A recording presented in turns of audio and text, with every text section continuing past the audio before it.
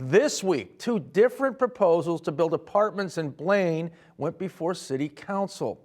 And at times, things became heated and acrimonious at the meeting. Danica Peterson has a look at one apartment complex that got approved and another that did not. The Blaine City Council chambers were full, with many residents speaking against both apartment projects. The first project is off 101st Avenue, behind University Avenue Elementary School, with 111 market-rate apartments. This proposal was rejected by City Council in October following resident pushback. This week, neighborhood opposition remained strong. The Met Council requires a certain amount of vacant land be zoned for high density. Does Blaine not have enough of that going on? The 111 apartment complex, but I don't mind going through and doing like townhomes. And that's my wife and I's both opinion on it. Please be respectful of the process that we've outlined. You be respectful of our process. I'm sorry, this is the City Council chambers. Okay, we get to determine the time, manner, and place. We've been very upfront about how this discussion would happen and when it would happen. Yes. Yes, we did. Okay. We're not going to do this tonight. Trips per day. Excuse me, we are not going to do that. Owner stated professional Mrs. Hurd, type renters. Excuse me, we're not going to do this tonight. We are doing We this are not. tonight. Then I move for a recess to the call of the chair. I'll second. We are, all those in favor? Aye. We are in recess. Wow. After the recess, some council members addressed their disappointment in the crowd's behavior. You can't just storm into City Hall whenever you want and scream at somebody. Yes, make an appointment, call me. I will take you out for coffee. I will pay for it.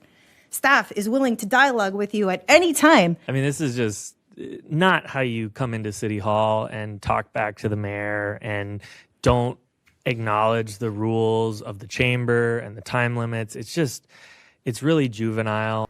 Ultimately, this apartment proposal was approved by council, with additional conditions for more crosswalks and a traffic study. That motion prevails. Then the council addressed a second proposal. This one was for an apartment building to be built on the old Rainbow Food site near Northtown Mall. Residents also spoke against this. There has been a huge uptick in drug use in the area. If we are looking at adding almost 200 new units right into that immediate area, what is the chance that people are going to follow residents into the building, increasing drug use? The creek leading up to Aurelia Park, you can't bike through there currently because you see homeless people there. We have them coming down our street. You see needles lining the bike paths. That isn't going to get better. The majority of the council was in favor of the project. With this development, it will get better, not worse, because individuals are hiding, and they can hide in vacant property, they can hide in unlit spaces, and they can be invisible. Where with developed land, they will not be invisible anymore. So it will move. Guys, this is it.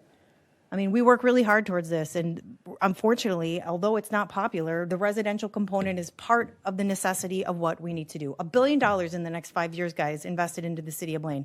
This is part of that. We need to move this. 9 years of zero commercial activity on that space. 9 years of nothing but decline. 9 years. We have a landowner that purchased this property with a vision to turn things around. We have a developer that steps up to the table, not with a crappy apartment complex, a $50 million investment into this city, into revitalization. $50 million. But this apartment would have required a change to Blaine's comprehensive plan to rezone the site from commercial to high-density residential. And changing that plan requires 5 positive votes. If there was a commercial project that would have worked in that space, it would have happened. There isn't the bodies. There isn't the dollars. The comp plan was rejected, with just 4 council members voting yes and 3 voting no.